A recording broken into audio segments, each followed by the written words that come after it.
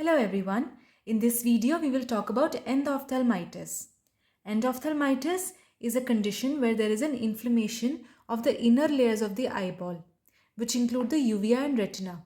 So we know that the eyeball has three layers. The outermost layer is the sclera. The middle one is the uvea, which contains the iris, ciliary body and the choroid. And the innermost one is the retina.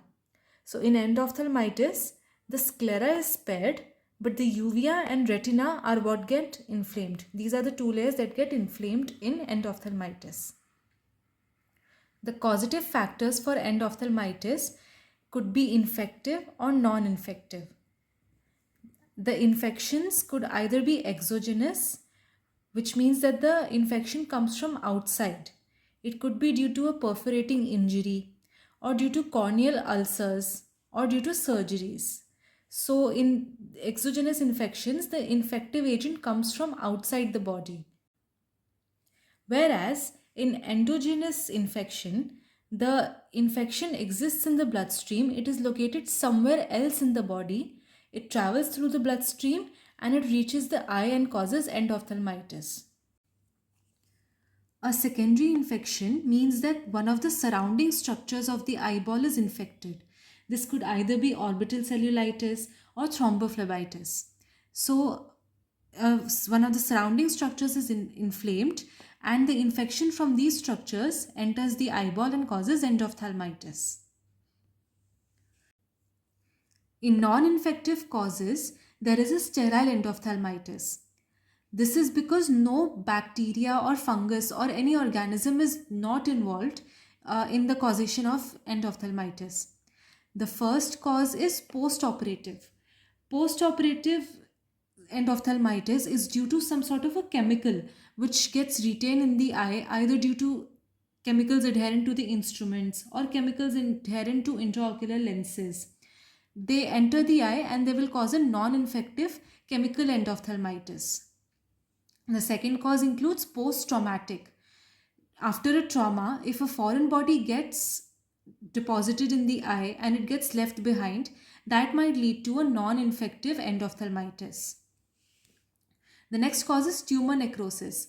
So if there's any intraocular tumor which undergoes necrosis, that will also lead to inflammation causing endophthalmitis. And finally, in phacoanaphylactic cause includes Morgagnian cataract. So we know that the Morgagnian stage of cataract means that the lens gets liquefied and lens particles get spread everywhere within the eyeball. If this leads to inflammation of the eyeball, this will be caused as phacoanaphylactic endophthalmitis. The causes of infective endophthalmitis, the organisms involved include Staphylococcus epidermidis, which is the most common organism. Then you also have Staph aureus, Pseudomonas, Streptococcus, Pneumococcus and Propionibacterium acnes. Whereas fungal causes will include Candida, Aspergillus and Fusarium. Now let us look at the clinical features of endophthalmitis.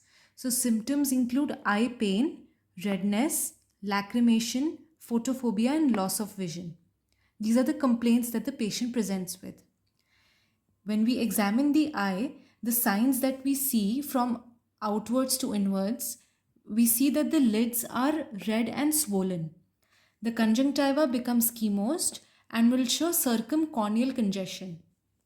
Cornea will be edematous and there might also be a ring infiltrate in the cornea. The post-operative wound, if it's a post-operative endophthalmitis, the wound will start to gape. Anterior chamber will show hypopyon, which means collection of pus in the lower part of the anterior chamber. Iris will be edematous and muddy. The pupil shows a yellow reflex. What happens is, because of infection, pus gets collected in the vitreous. So yellow colored pus will be there in the vitreous, which when we see from outside, it will appear as if the pupil is yellow colored. Vitreous will show exudation. We can see yellow colored vitreous because of collection of pus, and that is known as amyrotic cat's eye reflex. Intraocular pressure will be initially high and later it will be reduced. Now let us look at the treatment of endophthalmitis. In endophthalmitis, early diagnosis and starting early treatment is very important in order to preserve the eye. So the first treatment we give is intravitreal antibiotics. These antibiotics have to be given both for gram positive as well as gram negative organisms. We do So the antibiotics include either vancomycin plus ceftazidime combination or a vancomycin and amikacin combination. Other than that, we also give fortified topical antibiotics. So first we give intravitreal, which means injecting it in the vitreous. Other than that, we will give topical antibiotics which are fortified. These will include vancomycin or cefalzolin along with amikacin and tobramycin, again to target both gram positive as well as gram negative organisms. Steroids are also given because they limit the inflammation as well as the tissue damage.